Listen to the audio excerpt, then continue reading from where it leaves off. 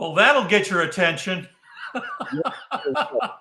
This is David with EV World News, where we talk about electric vehicles, green energy, and the stock markets. I'm here with Bill Moore today. I've been out for a week, and so Bill and I haven't been on. It's been 2 weeks since we last did an episode together, so it's good to be back on here.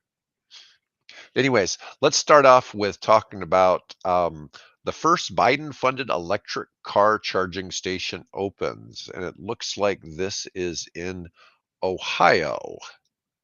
Yeah, I picked that story because in the lead up to that, I've seen actually quite a number of articles that were, I guess, critical of the fact that the government spent all this money on all these chargers and there are none, right? Where are they? And I think sort of the inference is that either A, the government is dragging its feet, or B, it's all a con or some, I don't know. But anyway, this article says that the very first one to be funded and to actually, go live and start taking traffic and, charging electric vehicles is a one just west of Ohio, just off of Interstate 70. It's at a pilot truck stop, and it's got its funding from the Biden National Electric Vehicle Infrastructure Bill or Act. And I thought and what's interesting about the article is they explain in that a little bit about why it's taken 2 years for us to get to the point where we actually have one opening. Because I think sort of Wow. the impression is that, well, the government hands out this money and 6 months later, this thing should be built. Well, if all of the pieces were in place to make this a sound investment for the nation, sure. But the problem is that a lot of the pieces of that puzzle had to be worked out. For example, whose charging system are you going to use? Right? That's been up in the air. NACS or CCS? Yeah. So whose charging system are you going to? More importantly, whose billing system are you going to use? Because as you probably let people that charge at public chargers, there's any number of providers out there, and not all of their systems are the same. So how do you resolve that? How do you identify where is the best place to put these? Because the federal government didn't mandate, I wanted X, Y, Z positions, right? The federal government went to the states and they said to the states, you help us pick the best locations for your citizenry. Where is the best place? So then states had to get together groups of people and engineers and public comment and try to figure out, where do we want all these stations located? Where are they going to be the most effective investment for our locality and for the nation as a whole? That doesn't happen overnight. I mean, some people would like to have it happen overnight, but it doesn't happen overnight. If you want a sound investment, it's going to take time. So it took time for this all to fall into place. Now, I think once the Ohio system is up and running, and I'm sure there'll be some bugs still to be worked out, we can begin to move at a much higher pace because we've got this all in place.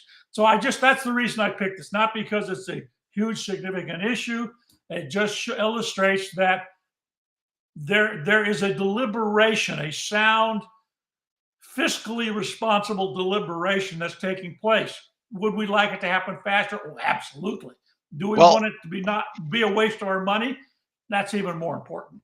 Well, one of the things a lot of people don't really understand about government is that government, for a lot of these things, because I've dealt with government and real estate development for years, is that you have these meetings that come up once a month for these planning meetings. Yep. And often those planning meetings either get canceled or the stuff gets pushed to the next month.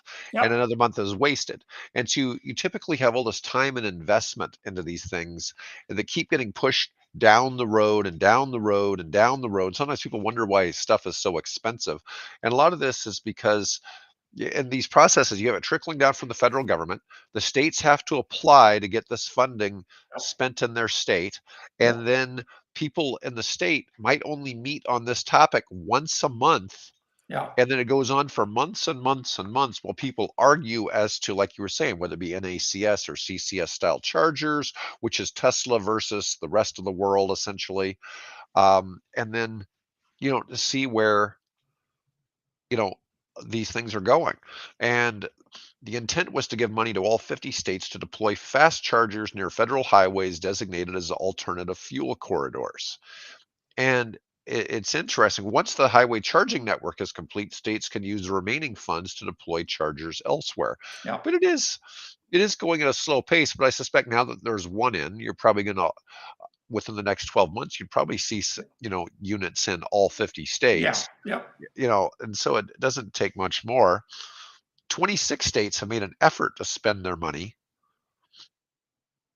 according to the Joint Office of Energy and Transport, which was created to facilitate the EV transition. 17 are in the process of soliciting bids.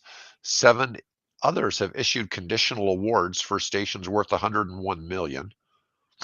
Ohio and Hawaii are the furthest along, but only Ohio is up and running. Yeah. That's interesting. Under an overhead canopy to Yeah. the It's fast. a, it looks like a typical pilot truck stop, except instead of having diesel dispensers there or gasoline dispensers there, you've got, so it's beginning to happen. I just wanting to emphasize the fact that, we want our money to be spent responsibly. I can go off on another tangent about the negative impressions or negative reporting that's happening because of the Proterra electric bus. The bankruptcy there. And everybody. I mean, I just saw a story today saying, Biden and how they Biden favored. I think was the word Biden favored electric bus manufacturer goes into bankruptcy and leaves a trail of woe behind it, kind of a thing. It's sort of it's just a replay, attempted replay of the Solyndra or Solyndra, was that it? The solar company that Obama quote financed, didn't of course, but it's that kind of play. So. Well, Solyndra had some questionable stuff with Harry Reid's son, I believe it was. So that made it a little questionable. But that being said, Proterra didn't really receive money from the Biden administration. No. They took some PPP money, which was payroll protection money, but that Right. wasn't the same thing.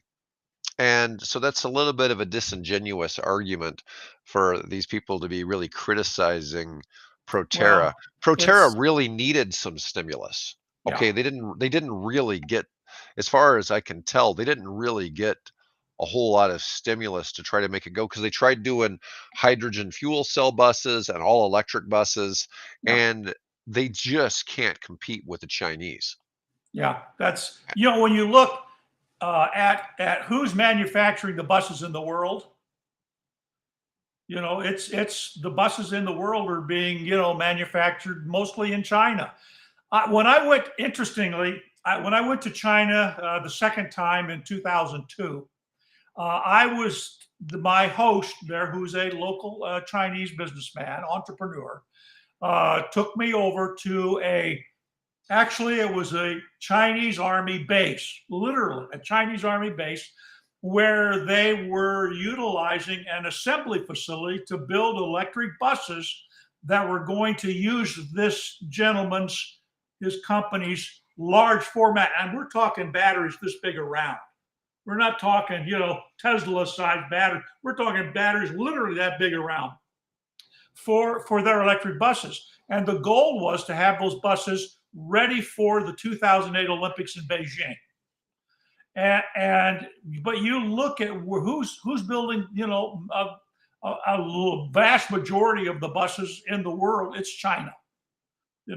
Right. I just posted a story today about New Zealand, and they're kind of revamping and redoing their bus system there. Whose buses are they using? Chinese buses, So yeah, so you got this little company, going up, basically, you talk about state funded.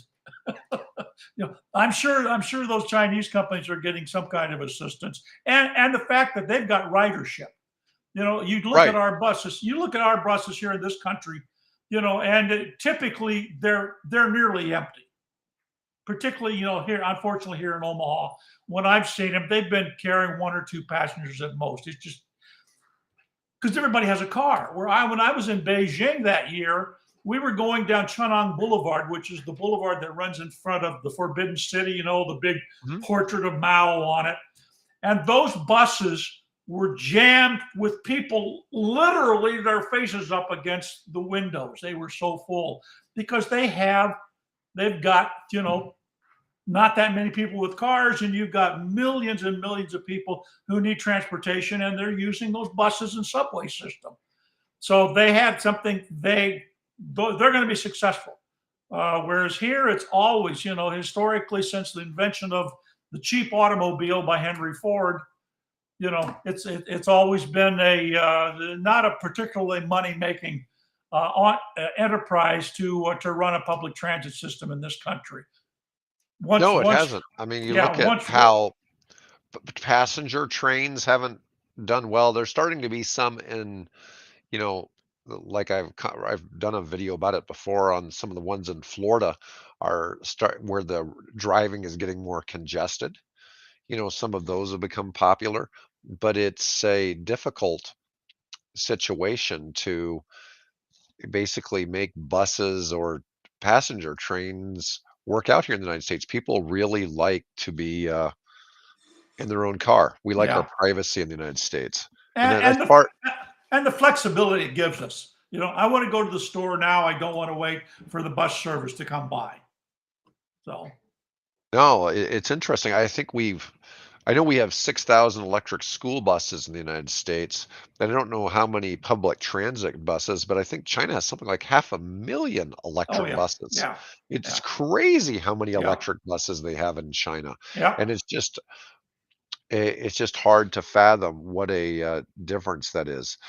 But it's interesting though from that article that only 23 states, was it, had actually 26 states have made an effort. So 24 states haven't even made an effort to spend their share of the money Yeah. on the They charging stations. they as far as I know, I think they all have submitted plans.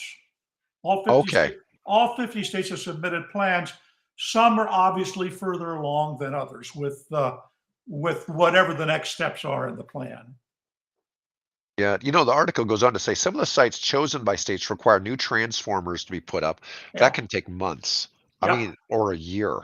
Yeah. Local construction permitting can take 6 to 12 months, but I know from my own experience, man, getting the electric company to do anything or put in a transformer, that's a pretty huge deal. And Um, it- and it's also, there's we don't I've heard that there is not a huge backlog of transformers available. That the lead-in time to get transformers can be, months, if not years, that are on back order. nice. Well, anyways, I just thought it's interesting. 158,000 public chargers already in the United States at 60,000 locations. 37,000 fast chargers. When they talk We're about get public char we're getting when they talk there. yeah, no, there's no question. 37,000 fast chargers. That's, you know, that is certainly building up some. Now let's go ahead and let's talk about the COP28. Now that this was held over in the Middle East, what Yeah, in the UAE, I think? yeah, it's in United Arab, it's in Dubai. So yeah, and that's been going on for over a week now. The idea, of course, was to pick up where COP27 left off, and so on, going back into time, trying to come up with some kind of an international consensus on how to basically save the planet from, the fever that we are generating by our consumption of fossil fuels. Um, and of course, the critique of this particular conference has been the fact that the guy heading it is also the head of the nation's oil industry. So there's been and there's comments have been made that there are something like over 400 oil industry lobbyists that have shown up for the conference. And you're holding it in one of the richest oil producing and gas producing emirates in the world. You've got the guy heading it, runs the oil company there in that nation. And you've then got all of these lobbyists for the oil industry coming in, trying to make sure that nothing is enacted that might endanger their business. I mean, you were just talking about it, right? We reduced our oil consumption by driving electric vehicles by 1.8 billion. Was it billion? I think million barrels. 1.8 million barrels a year. Barrels per day. No, per day. Per day. But we still burned more of that. That number's actually gone up. And they're talking about, I think I have something that I posted. I don't remember the exact From this time number. in 2022, we're up 2.1 million barrels of oil production per day from a year ago. Yet at the same time, the need for oils have been reduced by 1.8 million barrels per day, which means that without the electric vehicles, it would have gone up 3.9 million barrels per day from last year. And it's just that there's that much more transportation, that much more of the world is motorized. And I think it represented about a 5% net increase in fossil fuel usage over the year before. Yeah. And what's interesting is even with that greater demand, the prices have been falling a little bit. Yeah, it's what is it? I think it's been down like 20 cents in the last week, something like that. So that's been interesting kind of to see. And even with the turmoil in the Middle East, it's it's kind of tapered off. But that it is interesting to see. And what is it? So fossil fuel companies at COP28 are projected to produce 25 billion barrels of oil this decade. Yeah. That's a lot of oil. Yeah. It's interesting. It's interesting to see, though, you see like the Kingdom of Saudi Arabia with their deep investments into Lucid and to produce, electric cars in Saudi Arabia. Um, you know, uh, some of these companies, whatever, they're trying to at least show they're doing something because to a certain extent, they still have obligations to their own citizens or shareholders. Oh yeah, sure. I mean, there are sound economic reasons why they take the actions that they do. So I mean, I can understand that, but in the larger scope of things, the larger picture of things, they're doing their people as much harm ultimately as they are the rest of the planet. This is interesting. Al Gore wrote that COP28 is on the verge of complete failure and that the draft looks as if it was written by petrostates word for word. Well, duh. Yeah. Yeah. What do you expect? They're that's their bloodstream, and you're asking us to go in there and and have them cut their wrists. I mean, the debate throughout this conference has been: do we phase down oil or do we phase out oil? Right? And to phase down doesn't necessarily jeopardize their revenues and their future, ability to borrow money and all those things.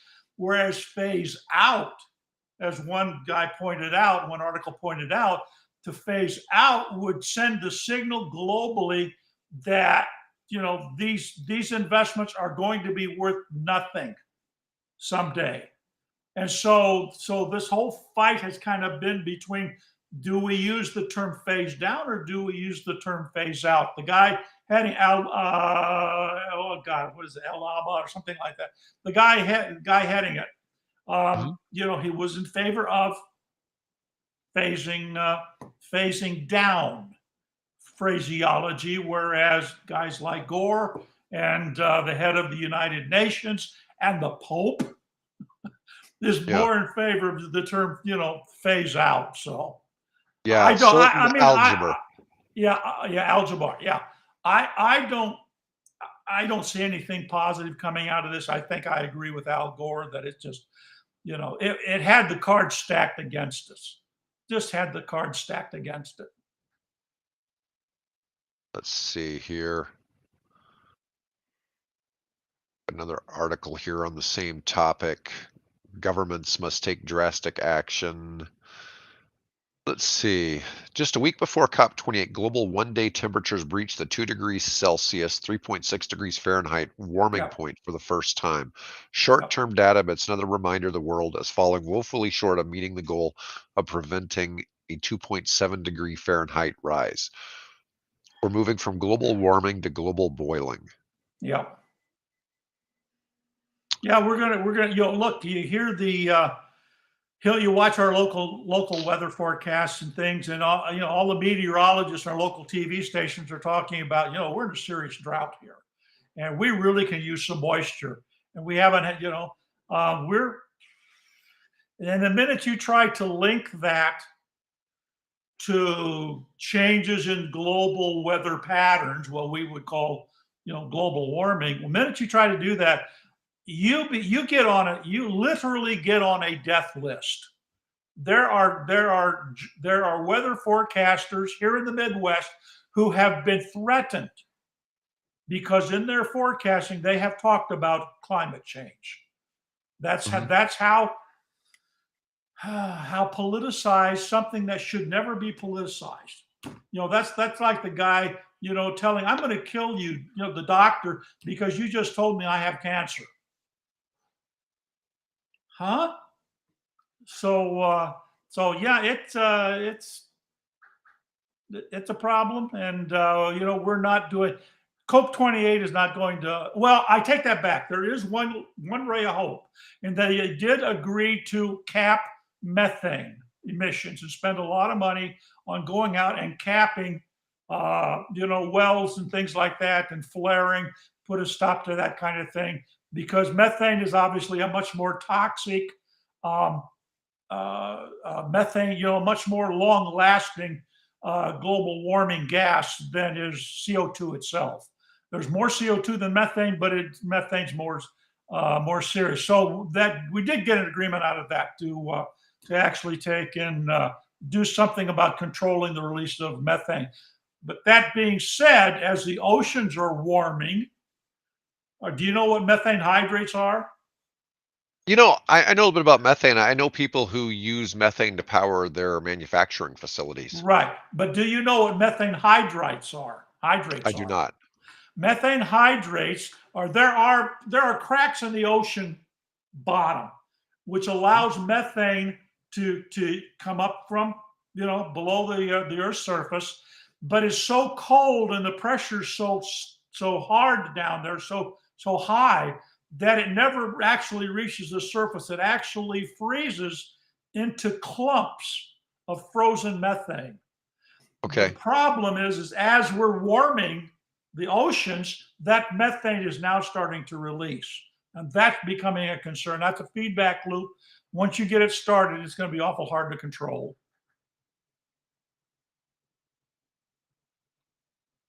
Well, that'd be a problem with the methane. Yeah. That's not methane they can capture to use No, in, that's not methane you you know. can capture. No. No, because the ones I know that are using methane they're capturing is coming out of garbage dumps. Well, yeah, we do that here. Yeah. And you, Yeah. you can see there's even some methane exhaust pipes when you go along Dodge down. There's a few other places around town. You can see, those upside down J Yeah. pipes Yeah. Yeah. Yeah. for the methane. Yeah. And most people don't know what those are, I don't think, but that's what they are. I You don't assume see them that's very many what that. places.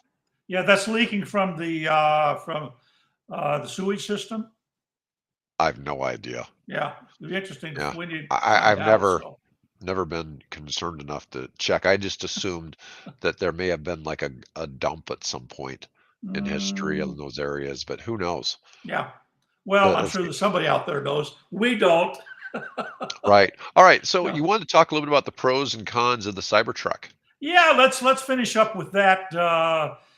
And, a huge event. Everybody's been anticipating this since the truck was announced, and shown 4 years ago. And the reaction has been, as you would expect with anything attached to Elon Musk anymore, there's been, a wide spectrum of responses to it. So you've got people that an example is Sandy Monroe, who Mhm. was there at the reveal and has been involved in actually helping with some of the engineering on the truck, who's just absolutely in love with it, Right. particularly because of all the innovations that have been put into that truck. I mean, they are amazing.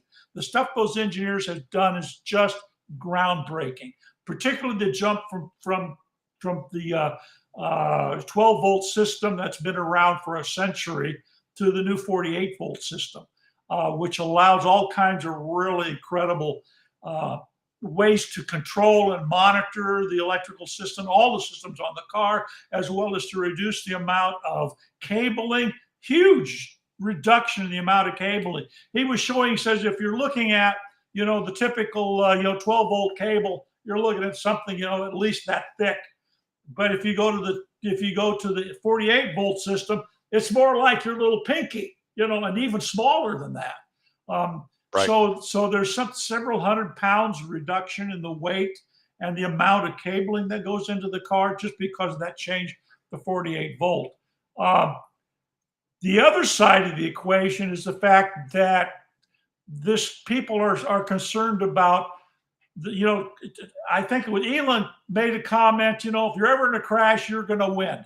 That kind of a comment, because this thing is so well, it's like a tank. He says it's like, Mhm. it's like a Blade Runner future type of thing.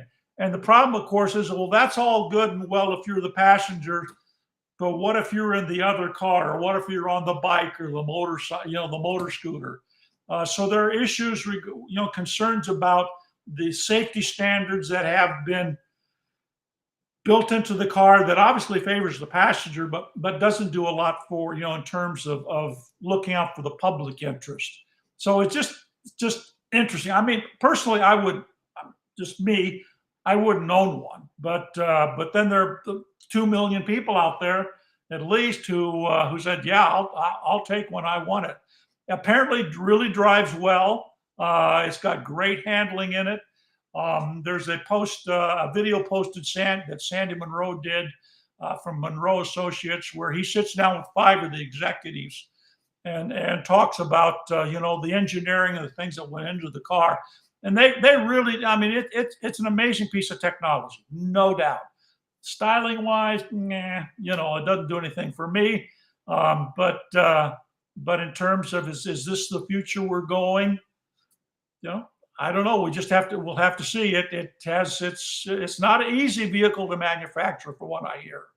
I was talking to somebody in New Zealand that was one of the first 10 Tesla owners in New Zealand. He's waiting for his Cybertruck to arrive, and he Yeah, never would have ordered a pickup truck. He's only buying it because it's a Tesla.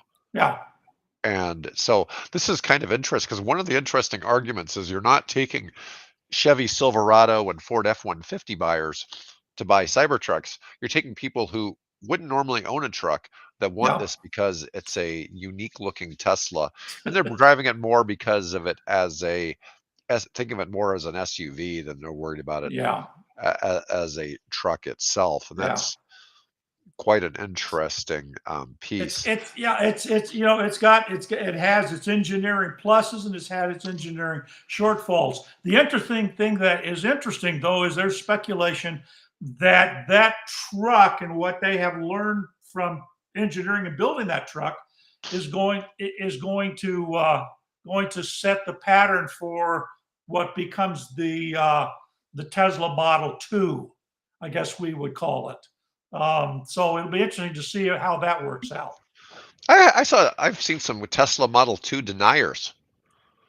that they don't believe that the Model 2 is ever going to come out because they said that there's no way Tesla can make a $25,000 electric Yeah, car or something like that. And the truth is they're doing it in Europe. So, um, and now they've got this giga casting thing that's going to save several $1,000s on yeah, production of the cars. I don't see why they can't, yeah. you know. Well, And Musk is probably the wrong person to try to tell him you can't do this. yeah.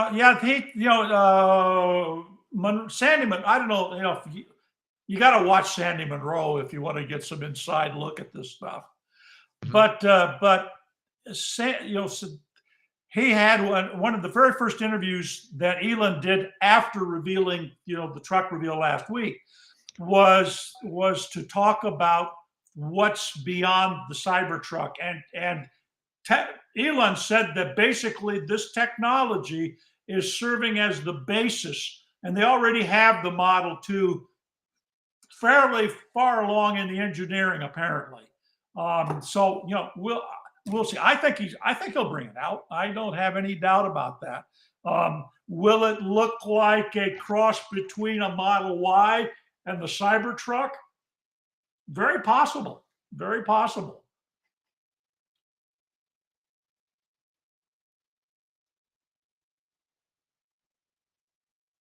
I don't know. Uh, I wasn't thinking of it as a looking kind of like an SUV type of thing. I was assuming it was just going to be a little bit smaller car than the Model 3 because the Model 3 isn't, it's tiny, but you could still get four people in it. You know, thing is, you can get Model 3s as a rental, from Hertz. And the mhm. only thing is getting luggage in the damn thing. So they don't have a whole lot of space for luggage. Yeah. So I don't know how small a Model 2 is going to be, but I just assuming it's going to be a little smaller than that. Where maybe you could only get children in the back seat, and then you know, probably still not a whole lot of luggage. Of course, you got the frunk space too. Right. Right. If depending on how they design that, but it is an issue that you just Yeah. don't have a whole lot of storage space in a Model 3. I think So, when the Model 2 gets revealed, I think like when they revealed the Cybertruck originally, there's going to be some jaw drops. oh, I'm sure, and it'll be interesting. I found one of our articles talking about the Reddit co-founder says a Cybertruck is the first vehicle that feels comfortable to drive as a tall person, but the Yeah. article manages to never say how tall the guy is. Yeah, I noticed that. Yeah, how So tall is he? that's an important piece of information they left out of the article. It's always kind of amazing when they write something like that, and then they leave out that kind of information. So Yeah. apparently, I need to Go on to Google and Google the guy and see if it mentions how tall he is. I mean, right. you're a tall guy, so you'd be the standard by which to judge that.